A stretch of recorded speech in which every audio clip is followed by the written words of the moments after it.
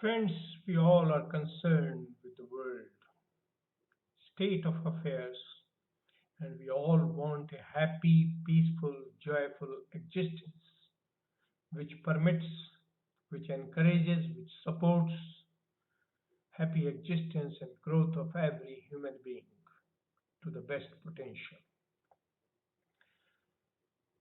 We had looked in this analysis at spirituality, science and technology, and world order. But now time has come. We need to take up the path for creating a new world order. Therefore, the question comes, can we change the world for the good? Can we redevelop or develop the world of happy existence? Can we create environment and systems for happy existence? Towards the end of the New World Order discussion series, the items we discussed was problems in democracy like India, which is caused by secularism and reservations, because the society is badly affected by caste, community, religious divisions.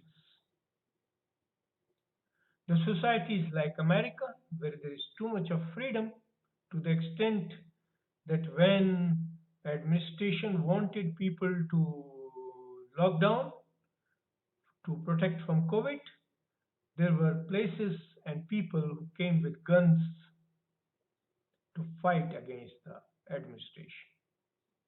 Too much freedom for individual in the name of individual freedom.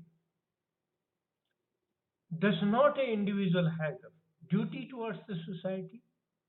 Does not an individual have a responsibility towards other people? For own sensual satisfactions, can people be authorized to destroy a system? These are some of the bottlenecks, some of the obstacles in the system which need to be handled in the question, can we change the world for the good? Let us start from the top. Two most powerful nations in the world, now trying to become three: America, Russia, and now China. America has too much of freedom to the extent that anybody can abuse anybody. Anybody can use a gun and fire on anybody. Is that freedom? Should not such a system be abolished? Nobody has a right to kill anybody. Nobody has a right to possess a weapon of destruction unless others have the power to protect themselves. If two people are allowed to keep gun and fire on each other, who will survive? Therefore, the society needs to relook at the arms laws and the right to use weapons and freedoms which harm others. Second part, the free economy, the freedom to generate good, very good.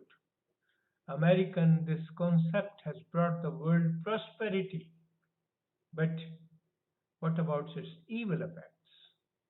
In recent times and in olden times also, exploitation of weak, exploitation of physically incapable by those who were financially and physically strong. Imperialism was denounced, but profit mindedness, trying to exploit people for making capital goods, was not denounced. Therefore, the corporate social responsibility which in countries like India has been made a law also needs to be done in US and other countries. Social responsibility with profits earned is a need for a global, harmonious, happy society. That is the first part. Removing evils like reservation in countries like America, in Russia, the reservations unwritten are in the color. Why? Who has asked you to allow the people to come in? Don't call. Let world live in isolation. You live in your place and let others live like you used to live in the olden days when red Indians were killed, the original Indians were killed at by the Western society to generate a new society. And then people were brought in from places like Africa, India to generate wealth for them. If you brought them, you have a right to protect them, you have a right duty to protect them, you have a duty to look after them, you have a duty to give them rights to live happily. How can you discriminate on color basis? Therefore, the evils like color discrimination, caste discrimination, even economic discrimination, social discrimination in the name of some rich and some poor needs to be removed. Unless we can remove the evils, re-establish the rule of goodness, define goodness in a way which is understood by everybody, and define evil in a way that evil can be destroyed without harming the good people or those who support coexistence is the need of the time. Therefore, unless we can take a determination, unless we can take a vow and work for unity in minds, unity in human thinking, that everybody has a right to live and everybody has a duty to perform towards everybody else. Unless the duties and rights are clearly defined, unless the good and evil are fully analyzed and defined, and rules or constitutions or world order created for happy, harmonious coexistence, the world will head towards destruction. Globalization was resorted to without understanding sensitivities of other communities. I recall when I was in Europe, the corporates used to teach their executives to deal with the other communities outside the nation with sensitivity and compassion. Very good practice. It should be internationalized, it should be practiced. But what was happening? Rich communities went and used their money to exploit the poor for sexual benefits, for exploiting the cheap labor. That has led to terrorism.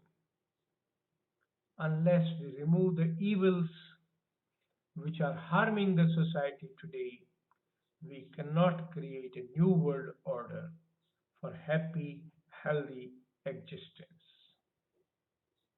Therefore, let us look at some fundamentals. First, make people enlightened. Everybody cannot do PhD, everybody cannot do post graduation, everybody cannot do studies in the same way, but enlightenment is spiritual awakening. It is possible in everyone and it is free to all.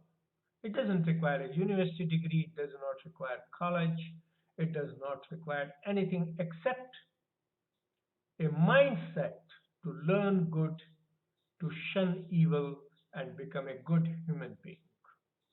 Therefore, the first part of our Can We Change the World is spiritual awakening for a universal world religion or respect to all religion, good in every religion, respect to everything good in every religion, which can come only after accepting the first fact that there is only one creator, call him by whatever name, Allah, God, Jehovah, Paramatma, Ishwar, Sadashiv, Mahavir, Buddha, Vaheguru, call by whatever name you like, but there is only one creator, the God.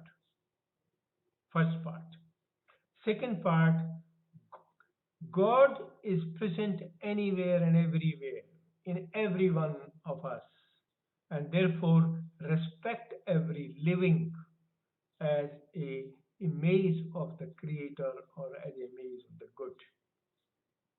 The third part, religion is practice of spiritual philosophy.